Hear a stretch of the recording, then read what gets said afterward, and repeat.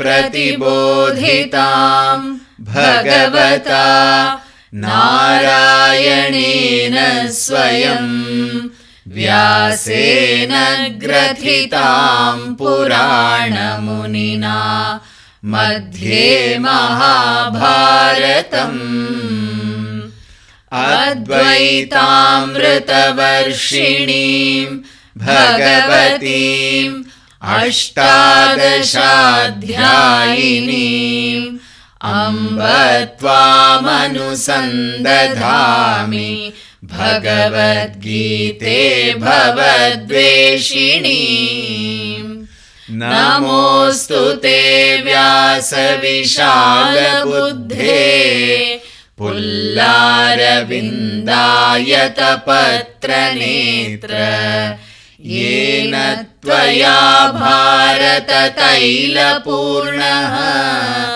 प्रज्वालितो ज्ञानमयः प्रदीपः प्रपन्नपारिजाताय स्तोत्रवेत्रैकपाणये ज्ञानमुद्राय कृष्णाय गीतामृतदुहे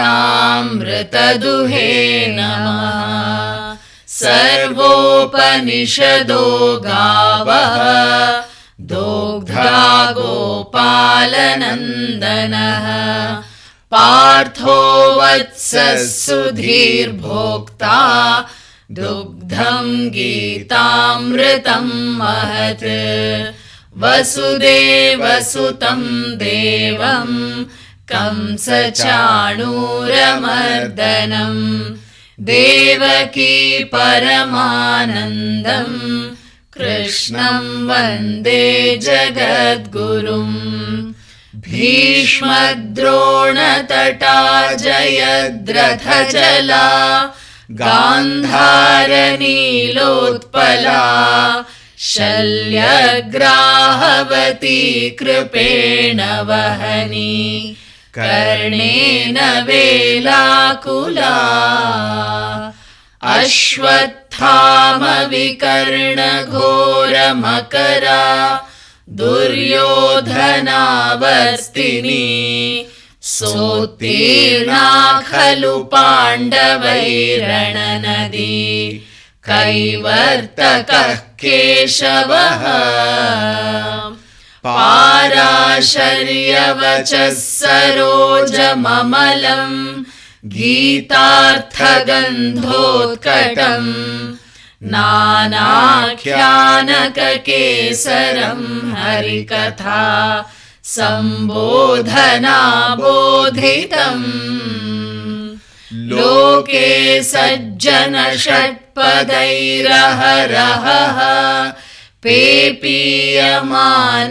मुदा भूयाद्भारतपङ्कजं कलिमल प्रध्वंसिनः श्रेयसे मूकं करोति वाचालं पङ्गुं लङ्घयते गिरिं यत्कृपातमहं वन्दे परमानन्दमाधवम् यं ब्रह्मा वरुणेन्द्ररुद्रमरुतः स्तुन्वन्ति दिव्यैस्तवैः वेदैः साङ्गपदक्रमोपनिषदैः गायन्ति यं सामगाः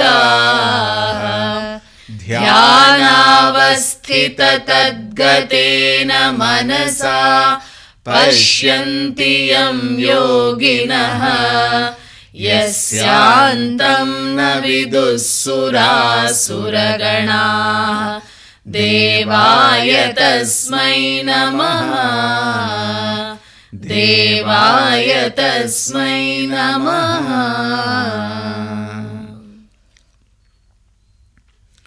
We will now begin the first chapter. Om Shri Paramatmane Namaha. Om Shri Paramatmane Namaha. Atha प्रथमोऽध्यायः।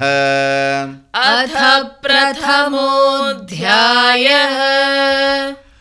Dhritarashtra उवाच। धृतराष्ट्र उवाच। Remember, 2 times and then once and then together.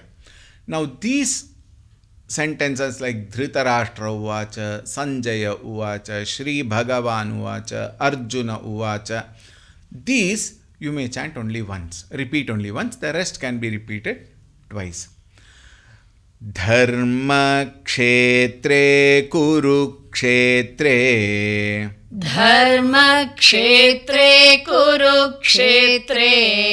धर्मक्षेत्रे कुरुक्षेत्रे। समवेतायुयुत्सवः। समवेतायुयुत्सवः। समवेतायुयुत्सवः। मामकाः पाण्डवाश्चैव। मामकाः पाण्डवाश्चैव। मामकाः पाण्डवाश्चैव। किमकुर्वत सञ्जय। किमकुर्वत सञ्जय। किमकुर्वत सञ्जय। धृतराष्ट्र उवाच। धृतराष्ट्र उवाच। धर्मक्षेत्रे कुरुक्षेत्रे। धर्मक्षेत्रे कुरुक्षेत्रे। समवेतायुयुत्सवः। समवेतायुयुत्सवः। मामकाः पाण्डवाश्चैव। मामकाः पाण्डवाश्चैव। किमकुर्वत सञ्जय। किमकुर्वत Sanjaya. Once more a small note which we may not repeat again. Please remember these things. Visarga followed by pavarga. Visarga takes the form of fa. Visarga followed by sa. The visarga takes the form of s, half s. And the same visarga followed by sha, it takes the form of sh. And visarga followed by kavarga, it takes the form of h. These we have seen. So remember these things. There is one more when that is very rare in Bhagavad Gita. When it comes, I will let you know. All right.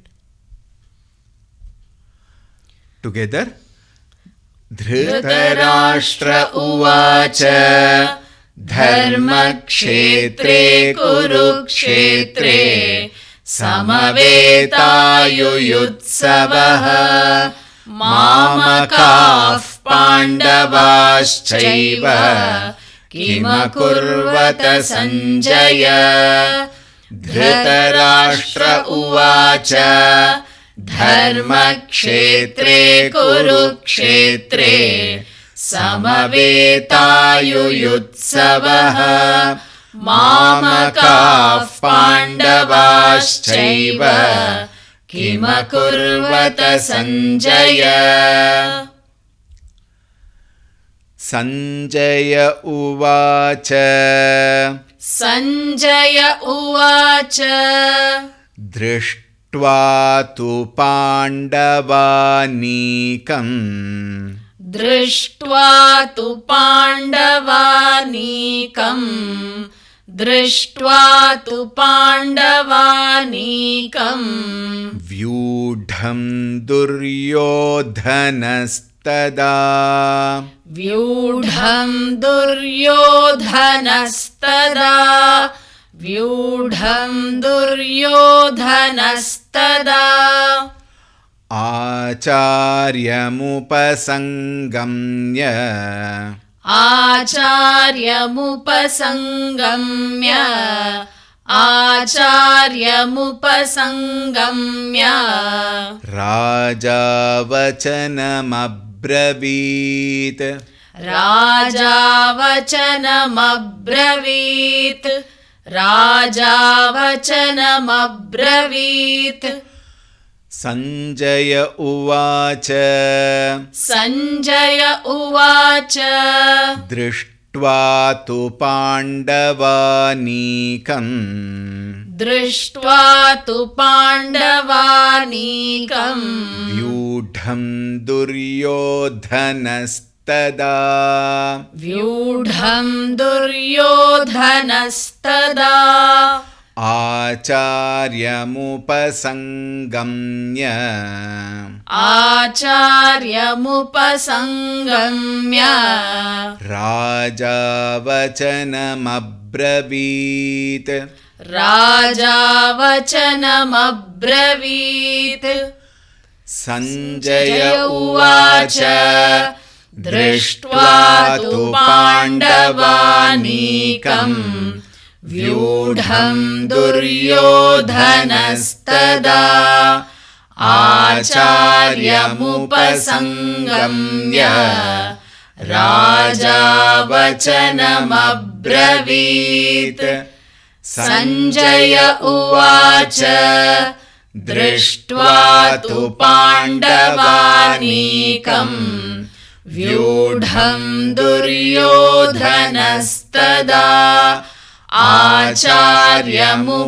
आचार्यमुपसङ्गम्य राजा वचनमब्रवीत् पश्यैतां पाण्डुपुत्राणाम्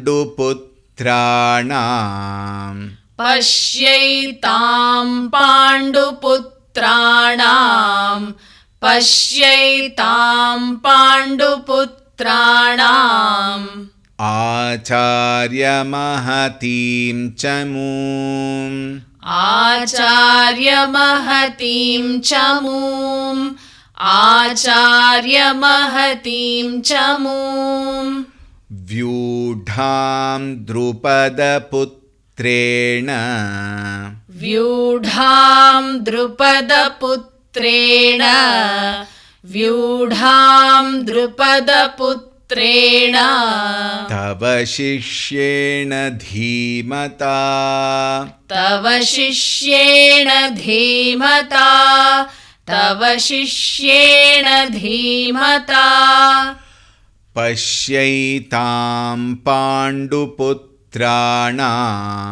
पश्यैतां पाण्डुपुत्राणाम् आचार्यमहतीं च मूम् आचार्यमहतीं च मूम् व्यूढां द्रुपदपुत्रेण व्यूढां द्रुपदपुत्रेण तव शिष्येण धीमता तव शिष्येण धीमता पश्यैतां पाण्डुपुत्राणाम् आचार्यमहतीं च मूम् व्यूढां द्रुपदपुत्रेण तव शिष्येण धीमता पश्यैतां पाण्डुपुत्राणाम् आचार्यमहतीं च मूम् व्यूढां द्रुपदपुत्रेण तव शिष्येण धीमता अत्र शूरा महेश्वासाः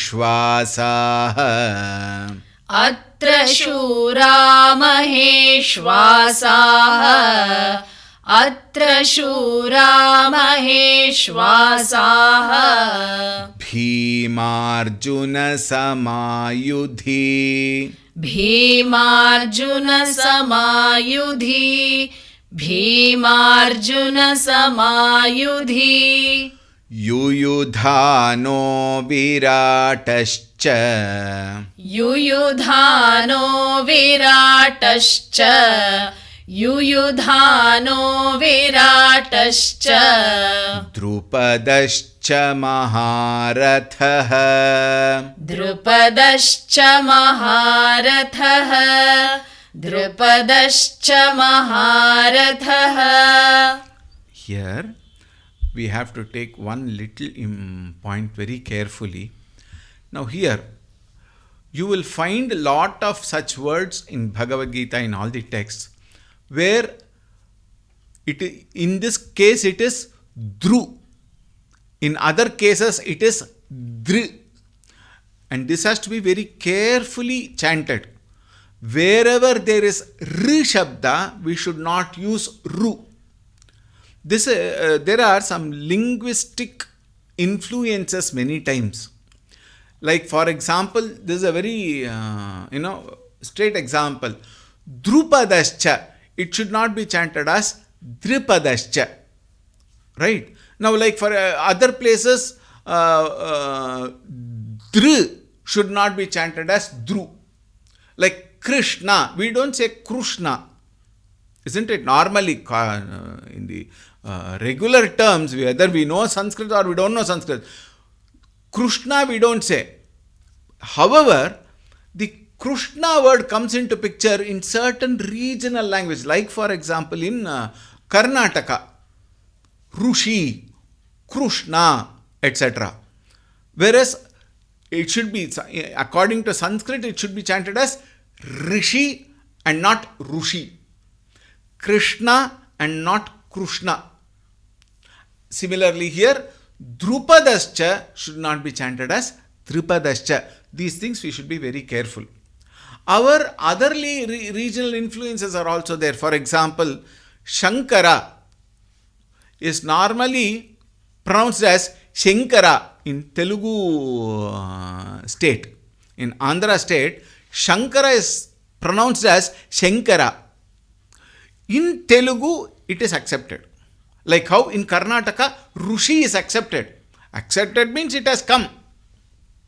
Technically, logically, it should not be accepted. But then in the regional language, it has been accepted by people. When we chant Shastra, we must be very careful. In Tamil language, which also happens to my mother tongue, Batma, Chiva, Siva, for Sa is just one Sa, that's all in Tamil Bhasha. Whereas Shiva is the right way of pronunciation. Siva is not correct. Chiva is not correct. And if Tamil Bhasha is a very, very ancient, in fact it is claimed, we don't know the truth, thank God we don't know the truth. It is claimed, it is even much before Sanskrit Bhasha. And Sanskrit has pervaded in all the other regional languages, and now recently Tamil also has adapted Sanskrita in many of its words. However, in Tamil Bhasha there are so many. Pa, pha, ba, bha is not there. You just put one like that, it is pa. Ta, tha, da, dha is not there. It's only one tha, that's all. So, we need to take care. Whatever is our personal regional language or mother tongue, whatever it is, while we are chanting the shlokas, we must be attentive. We cannot afford to make mistakes. However, let us give maximum of our attention, if not all of the time, and see maximum possible we will chant it correctly. There are so many other bhashas also, like karm in Hindi, for example, Arjun they say. Arjuna. In Sanskrit it has to be chanted as Arjuna. Arjun is wrong. Most commonly made mistake is Bhagavan. Bhagavan is clear to be chanted Bhagwan. Shri Bhagwan Vacha, like that in the North India, because of the influence of Hindi Bhasha. So like that, if you see, every Bhasha has got its own influences. In Maharashtra, La Shabda is in use in Marathi. Whereas now in the recent times, La Shabda is not used in Sanskrit. All have been changed to La. There is only La. Mangala, not Mangala. Whereas In Tamil, Mangala is taken. In Karnataka, Mangala is used. In Maharashtra, Mangala is used. But in Sanskrit, it is Mangala. So these are all some influences of regional languages. So my humble request is, listen to me carefully. You may rewind and listen again and again if you want. Look at the text. Very many people, they have this, maybe you must forgive me for the statement, kindly excuse me. They take things for granted. Like for example, now the Dhyana Shloka which we have already learnt. Yam Brahma Varunendra Rudra or Vasudeva Sutam Devam or Mukam Karoti Vachalam. These are all very often chanted verses. When such verse is chanted, the mind will say, I know. This I know is the one which is the cause of maximum mistakes. This is the mind's taking things for granted. Therefore, please don't take it for granted. And even if you know very well, please look into the text. Give your mind there. Hold your mind. This is a great sadhana. Holding our mind for half an hour at one place and not allowing the mind to wander unnecessarily. See, I'll tell you one very small aspect. Once you are used to wandering while you are doing something, mind will take, I know, and then mind will happily go away. And very many times we might make blunders. Like for example, my oft-quoted example, I don't change my example because it is so wonderful. Vada and Vadha. Vada is to speak, Vadha is to kill. Swamiji, Bhagavan will accept, Bhagavan will not accept. He will accept from small children. Why? Children have not learnt it properly. That is okay, acceptable. But when people like us, when we chant, Bhagavan will not accept. You are punished. How? By again mind going wandering only. Bhagavan will not accept. Don't have such wrong attitudes. Swamiji, in bhakti everything is fine. In bhakti everything is fine. We don't have such matured bhakti, please.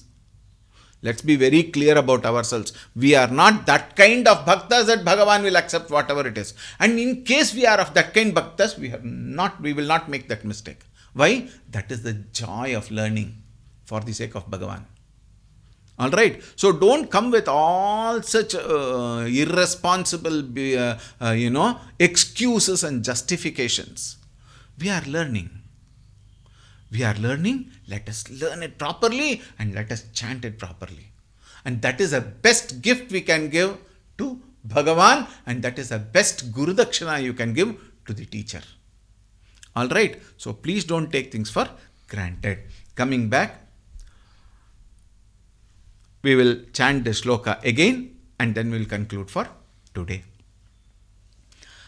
Atra shura maheshwasaha Atra shura maheshwasaha Atra shura maheshwasaha Bhimarjuna samayudhi Bhimarjuna samayudhi Bhimarjuna samayudhi Yuyudhano viratascha Yuyudhano viratascha Yuyudhano viratascha Drupadascha maharatha Drupadascha maharatha Drupadascha maharatha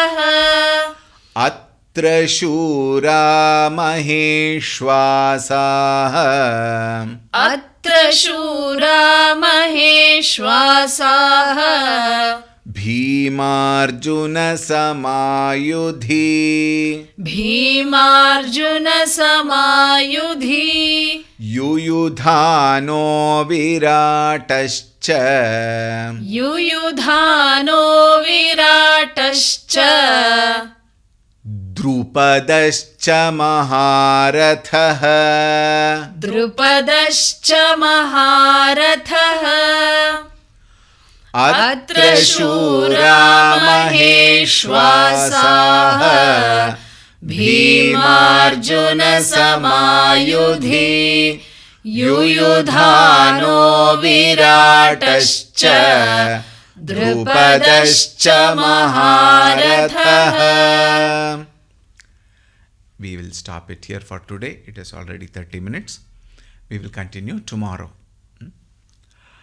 Om Shanti Shanti Shanti Harihi Om Shri Gurubhyo Namaha Harihi Om.